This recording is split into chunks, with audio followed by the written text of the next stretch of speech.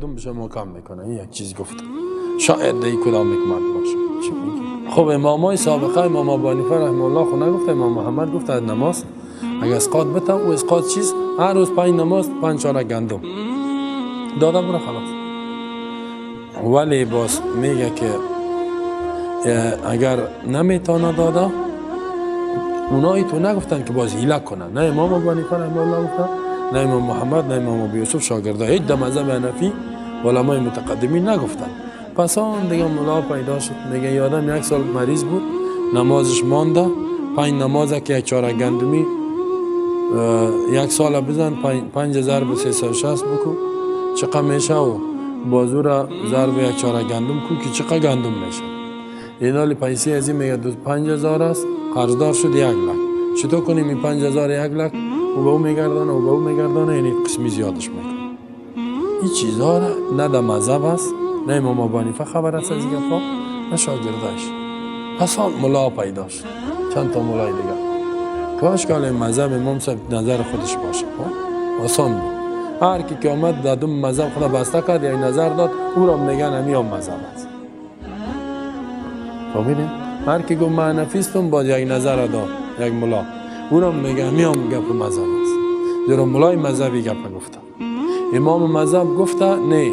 کی گفته؟ ملای مذهب گفته. ملا خود زیاد است، ملا هر چی میگه دلیل از قرآن و سنت بکار است. این فدیه میگه اسقاط در قرآن است، این فدیه روزه است، نماز هیچ نیست. و هم دمو روز بته خلاص. اگر مردی تو نه که نداده بود مرد با دم سر قبرش و سر مرده و هر وقت بته میشه. حالا جنازه شخواندی ببر، جنازه را میخوانه او را گروگان گرفتن مرده را. حالا چرا مرده را گروگان گرفت؟ نه پیسایش که نکشه نمیشه، پیسایش بالای سرش تقسیم میکنه. اگر نه از خودش هم نیست. او که مرد و پیسه از یتیم است. بعضی وقت نه مثلا ما مردم نه میمرم، این مردم اینمی صبح مردم، اطفال ما یتیم شد. حالا این پیسه این به یتیم داده شد یا با ملای اجدار دانایشان این قنقوازه به اجدارا داده شد. باید از این ملا جیبش بکشیم به یتیمای چیز بته. اولادم یتیم شده. این ملای ظالم حق یتیمه بیار اسقاطشه 20,000 میکشه، 10,000 میکشه، با داده میره. کم تو ششتگیست، مردار خوره، حرام خور. الله در قرآن میگه ان الذين ياكلون اموال اليتامى ظلما انما ياكلون في بطونهم نارا. کسایی که مال یتیم به ظلم میخوره به ناحق آتش در اشکم خود میپره. اکثر اینمی اسقاط مال یتیم است، اکثر اوقات. در حالی که علمای سابقه گفت که وصیت کنه مال یتیم نباشه. این گپا را اونا گفته، همین کسایی که فتوا داده مولای مذهب اونا گفتن مال یتیم نباشه، وصیت کرده باشه یا پرسان نمیکنه. وصیت کرده نمازش مانده باشه، میگه روزیش حالا من نمازای ما خواندیم نه خفتن نماز خواندم روزه می چی سرم نیست مردم صبح اسقاط ما میکنن. حالا اسقاط چی میکنی؟ اسقاط روزه میکنی، روزیم تکمیل است. نماز میکنی، نماز مشاو خفتن خواندیم، یک نمازم قضا نکردیم. نه اسقاطش که نبیاری نمیشه. این مولا را سعی کنی چه ظالمایی هستند. خب بگی عالم تو به مذهب ایمان داری، به قرآن این به چی داری؟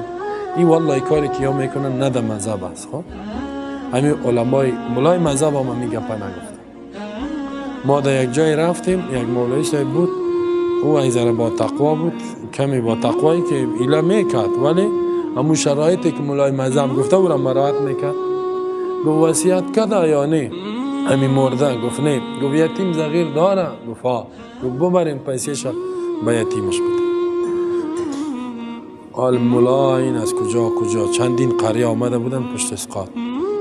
مولوی کلان که گفت ببرین به یتیم بتین، این مولوی ها چنان قار شده. جنازه را خوانده، میگه خدا این را نبخشه.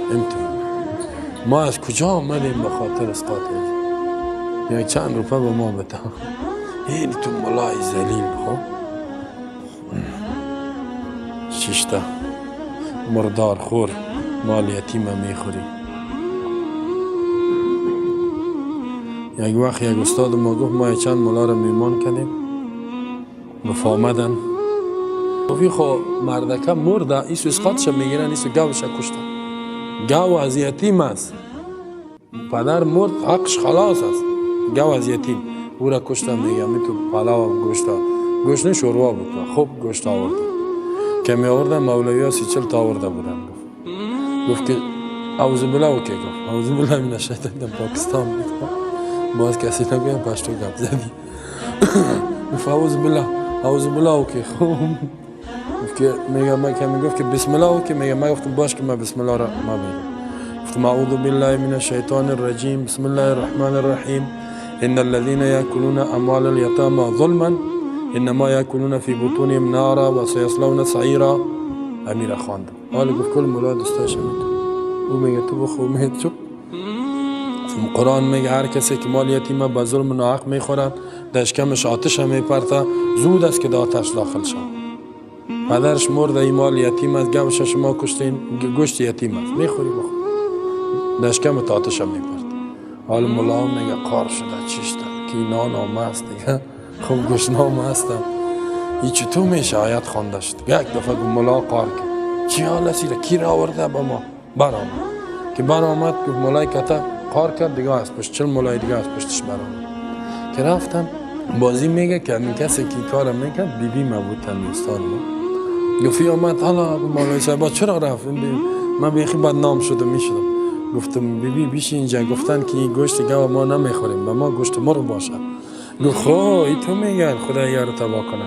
گفت ما گاو کشتم یا میگه مرغ باشه. گفتم می قار شده به این خاطر. بعد از او گفت که کل گوشتا مان خوب شد گفت مردم هم چیز کردم گفت میره ببرین در قصابی بتیم پیسیش به یتیمان ایسو اسقاطش هم میگیره ایسو گاو گوسفندش هم میکشه. نامش هم مانده مذهب حنفی شور بخود تا پی وابی خراب در پسرت میگه من میگم حرام نخوی میگه وابیست نخو مال یتیمه حرام خور مرداری را بخوری خوب اسیره نی مال یتیمه. یکم تا چی میگه ما اسقاط میکنیم بته بازم مولوی گفت که میکنی گفت بانی پیسه را برو از خانه بیار سبا روز خود دوا نمیکنی همین تو گفتش خب بیار گفت نشته که 60 تا بان که سبا روز دوا نکنی.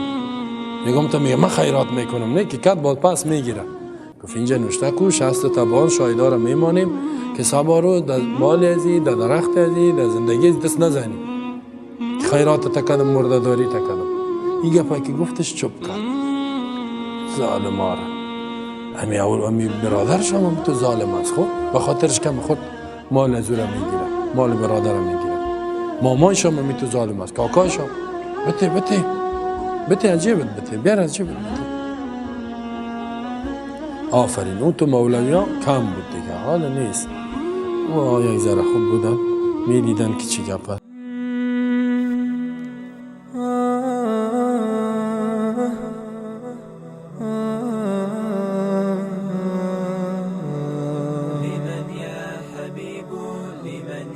لمن يا